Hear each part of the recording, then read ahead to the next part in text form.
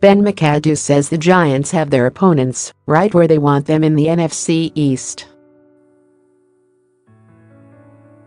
Bill Kostroun, Associated Press. Ben McAdoo has kept a pretty low profile since the New York Giants fired him as head coach on December 4. With 4 games remaining in what turned out to be a dismal 3-13 season, the franchise's worst in 34 years. But now he's breaking his silence, and he actually seems quite thrilled with all the moves the Giants have made since they replaced him with Pat Shurmur, to the point where he made a bold prediction during a chat with the New York Post's Paul Schwartz. "I think they're going to win the division," he said. While neither the Cowboys nor the Redskins are coming off particularly strong seasons, both missed the playoffs. The NFC East also features the Eagles, who happen to be the defending Super Bowl champions.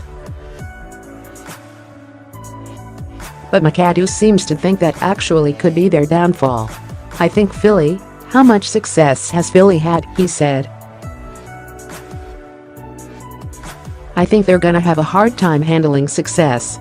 Dallas, I like their offensive line, but how long have we been saying that? Their defense, they got a bunch of young guys playing DB, Sean Lee is banged up a lot, and their D-line, they got a bunch of guys getting in trouble all the time.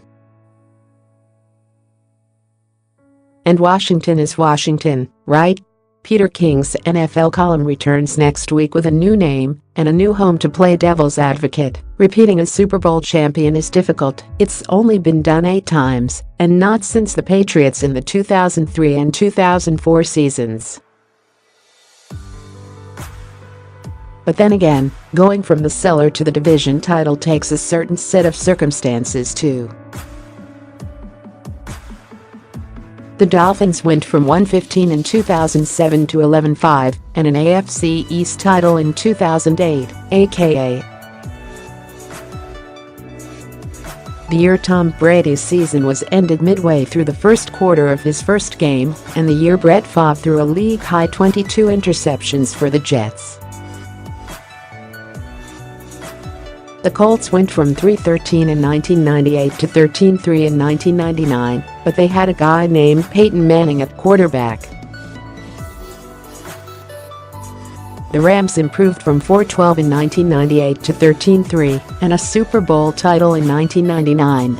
Unearthing a quarterback like Kurt Warner and having him deliver the ball to players like Marshall Faulk, Bruce and Torry Holt will do that.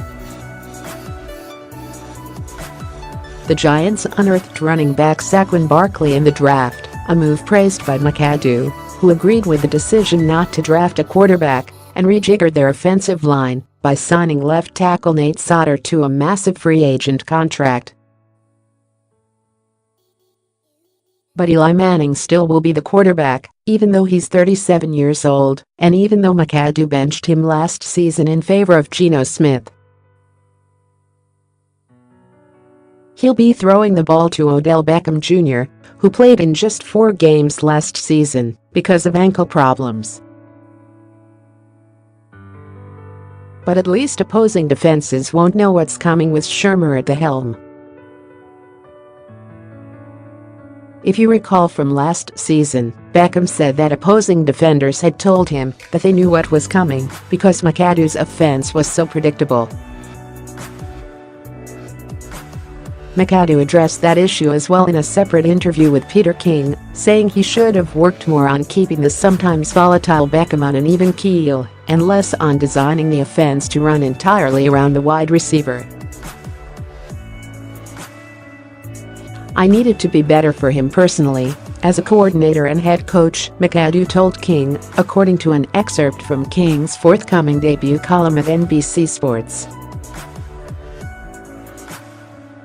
"I was too busy trying to scheme ways to get him the ball, especially early in my time in New York, that I didn't step back and see the big picture the way I should have." Read more from the Post. Ray Lewis, Britt McHenry hit hard by the Twitter Purge Hall of Fame to answer Terrell Owens' snub by refusing to announce his induction. Police reports detail 3 prior calls to Leslie and McCoy Delisha court-in residents. After using N-word, Papa John's founder sees his name removed from hometown gymnasium. The LeBron James mural in Los Angeles got vandalized again, and now it's gone there as Grace off the court at Wimbledon too. Nadal, Del Potro and Federer prove it.